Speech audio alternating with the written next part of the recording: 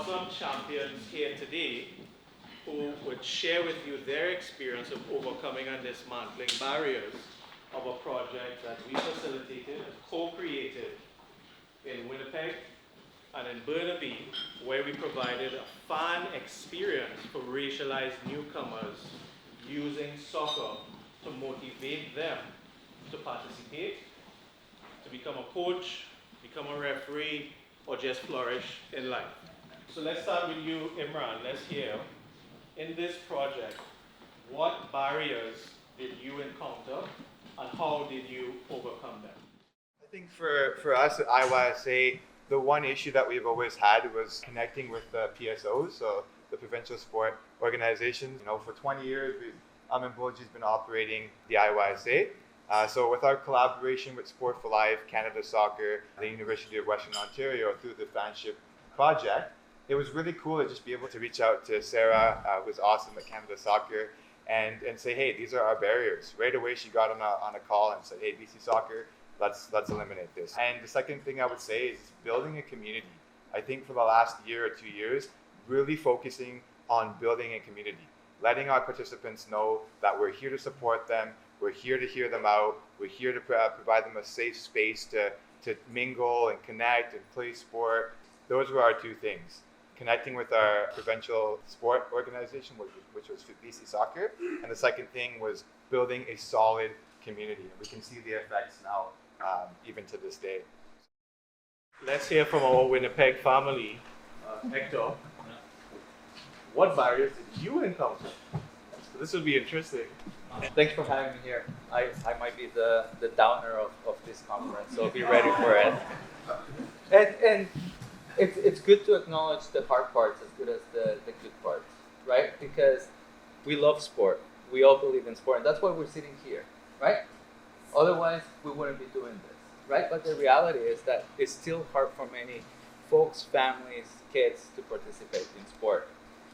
We participated in the same program with the same goals, same visions, and same path that we wanted to follow, And the reality is that we followed a path that was very difficult to work with our provincial sport organization.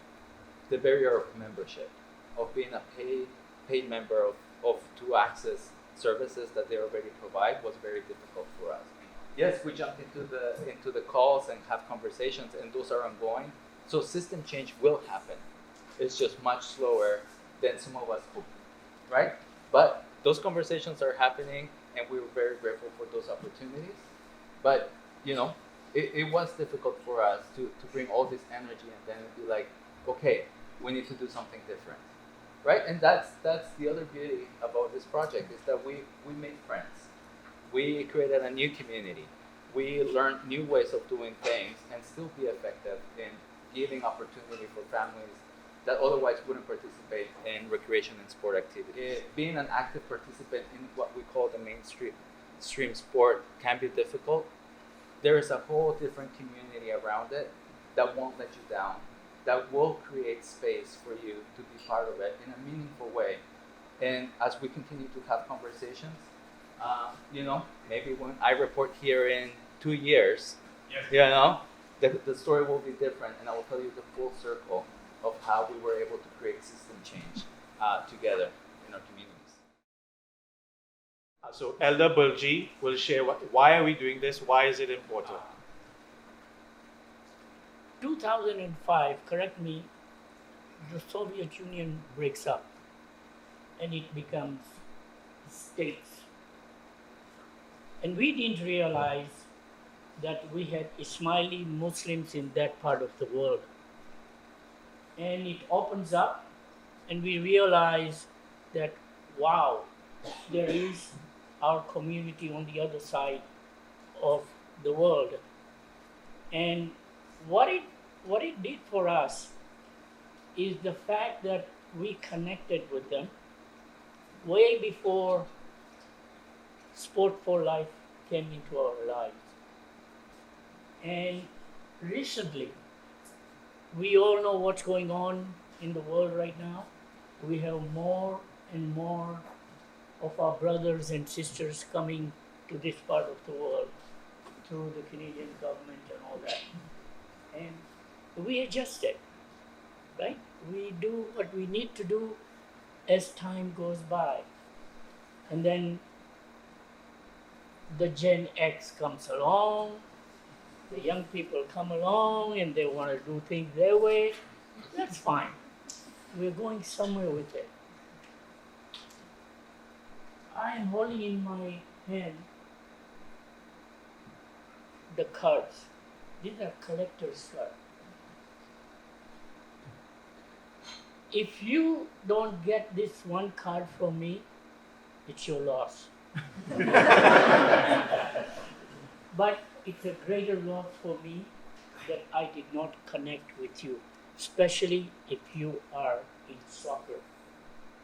Because we have already started working with Sports for Life, and we are here to say thank you so much, Kabir. Thank you. Thank you so much. Each and every one of you, I'll connect with you. Mark is the research assistant who is a newcomer himself to Winnipeg, who is implementing and having the courageous conversations with the participants. So let's hear from Mark. Why is this important? Honestly, a barrier is just not knowing what the pathways are.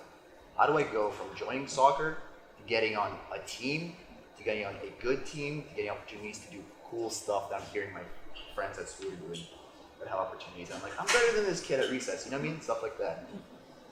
And this is, the Newcomer Academy is that. It's a way, hopefully, we'll get there in terms of the mainstream aspect of it, but nurturing talent that's not seen by the mainstream sport teams is just awesome. The kids we have there are super talented, they're super friendly, and they want to join and come watch everything. We had a bunch of events throughout the summer, fall, winter months, and my favorite one, I think the best resonating one, was I don't know if any of you have heard of the AFCON, the African Cup of Nations tournament.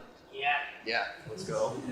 We have our own version of that in Manitoba, sort of on a local scale. We have all the teams and run by local organizers. We brought our kids there. It was the most wonderful thing. There was music, there was food, there's teams playing, we watched the semis and the finals. It was just a wonderful day, and because it was built by the community, and we felt like part of that. It was the first time we as a group, by attending something, we felt like, wow, this is where we belong. The kids are asking for, can I get autographs? I'm like, I play with these guys, they're nothing special, but the kids are, can I get these guys autographs? Because it feels legit, it feels real. And that's all that matters at the end of the day. Back to deliberate play. You know, it's just, if it feels real, it's real.